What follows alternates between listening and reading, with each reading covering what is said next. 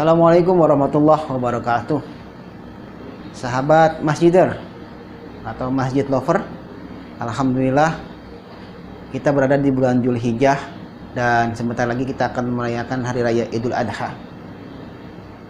Setelah sholat Id Adha, kita lanjutkan dengan pemotongan hewan kurban. Memang syariat agama memerintahkan seperti itu. Dan biasanya kalau kita memotong hewan kurban, kita menggunakan alat sembelih.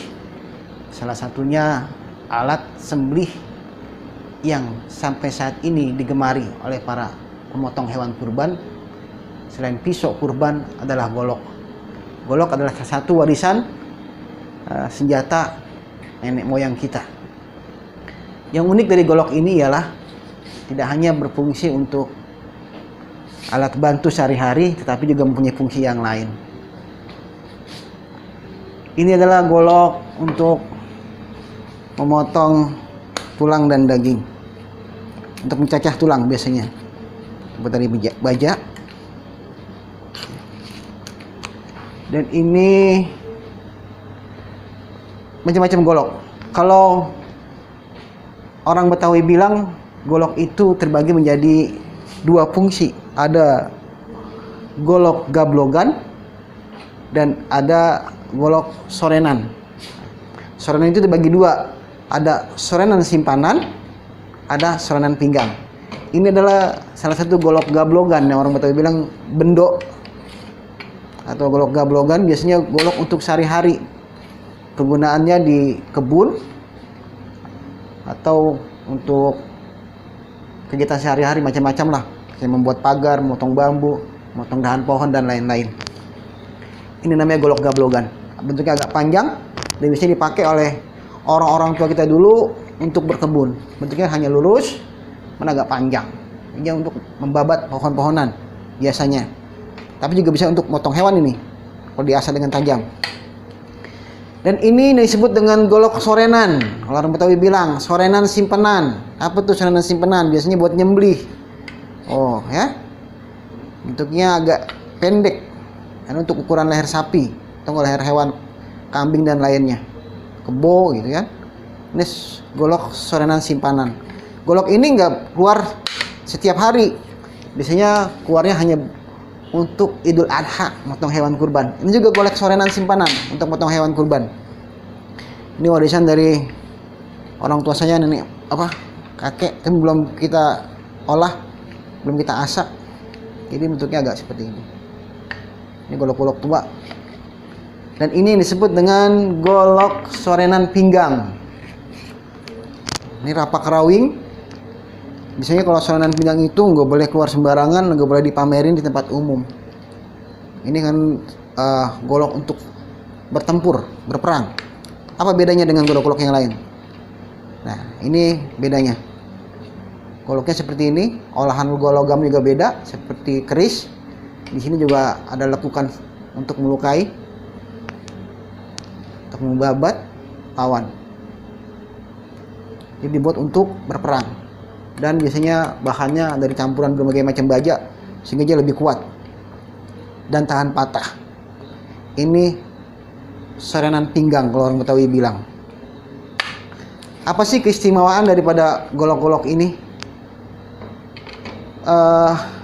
Sunan Kudus pernah berpesan kepada kita bahwa kedatangan bangsa Eropa bukan hanya untuk mengambil rempah-rempah hasil bumi, tapi juga untuk merampas teknologi logam yang dikuasai oleh nenek moyang kita.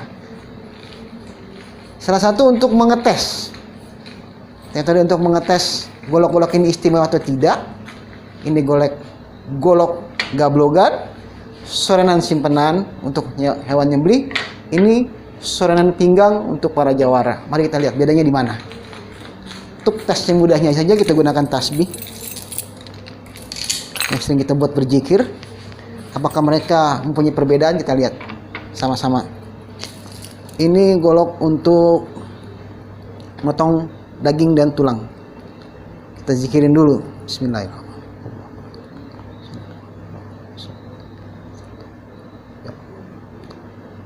Ternyata tidak ada energinya. Dan ini golok gablogan untuk buat berkebun dari baja biasa.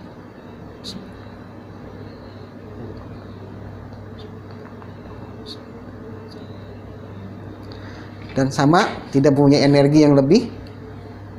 Dan ini sorenan simpenan buat motong hewan kurban.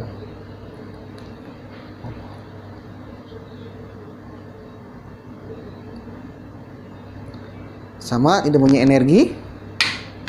Ini sorenan simpanan warisan. Ini juga warisan punya masjid. Ini warisan dari engkong-engkong kita.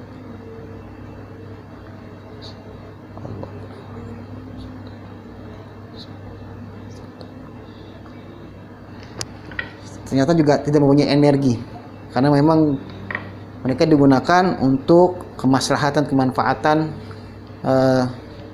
yang tujuannya untuk berbuat baik. Ini juga sebenarnya golok untuk berbuat baik, untuk membela diri. Ini namanya sorenan pinggang. Ini kalau orang Betawi punya, nggak boleh keluar sembarangan, nggak boleh dipamer sana sini. Jadi keluarnya pada saat-saat tertentu saja. Coba kita tes, apa keistimewaan sorenan pinggangan ini? Biasanya sih goloknya dia mempunyai rajah. Kita lihat ada rajahnya kan? Sini rajahnya Allahumma sholli ala sayyidina Muhammad wa ala ali Muhammad. Ini punya jawara mana nih? Kita pinjam. Bismillah.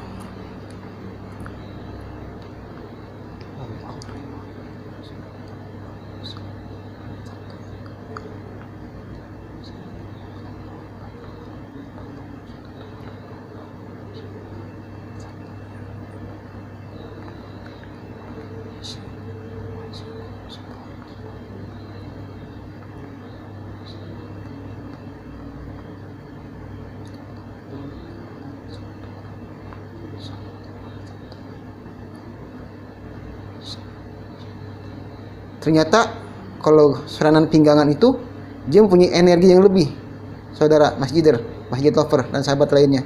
Jadi memang golok ini dibuat untuk bertempur. Kalau orang-orang Betawi dulu untuk melawan company. Kalau tidak ada hal yang genting dan suatu yang membahayakan, maka golok ini tidak boleh dikeluarkan. Hanya disimpan saja dan tidak boleh dipamerkan sana sini. Karena sorenan pinggang itu menggolok untuk berperang, bukan untuk macam-macam. Kalau terjadi peristiwa seperti penyerangan company ke masjid Guru Mansur dulu tuh, waktu Guru Mansur sedang sholat, diserang sama company, ditembakin, lalu Guru Mansur berteriak rempuk. Saya yakin tuh orang-orang Betawi pasti bawa golok sorenan pinggangnya keluar semua. Ini memang salah satu keistimewaan daripada orang-orang tua kita dahulu. Jadi memang kearifan nenek moyang kita itu banyak. Dari segi golok aja mereka membuat tidak sembarangan. Itulah kearifan daripada bangsa kita, bangsa Indonesia. Jadi kita harus mengenal betul budaya kita agar tidak lupa dengan bangsa kita ini, Indonesia. Ini satu golok namanya rapak rawing. Kalau orang Betawi bilang sorenan pinggang. Jadi tidak sembarangan untuk dikeluarkan atau dipamerkan. Karena golok ini memang untuk berperang. Ya, orang-orang dulu untuk melawan company dan antek-antek Belanda seperti Bang Pitung ya kan.